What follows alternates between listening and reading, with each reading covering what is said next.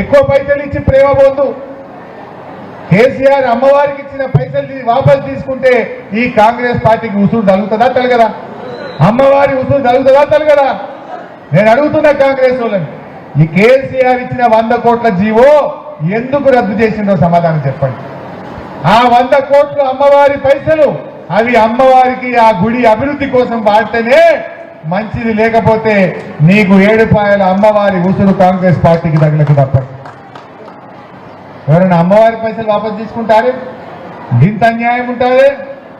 మనం వచ్చినాక 7 పాయల అభివృద్ధి జరిగిందా లేదా? దినదినాభివృద్ధి జరిగింది. అరే మెదక్కు కేసీఆర్ రింగ్ రోడ్ శాంక్షన్ ఇచ్చిండు, ఆ రింగ్ రోడ్ కూడా క్యాన్సిల్ చేసిండు. అరే కొత్త గవర్నమెంట్ వస్తే పాతోళ్ళ కంటే ఎక్కువ పని చేయాలి, పాతోళ్ళ కంటే ఎక్కువ పైసలు ఇవ్వాలి, పాతోళ్ళు ఇచ్చి వాపసు తీసుకుంటారు.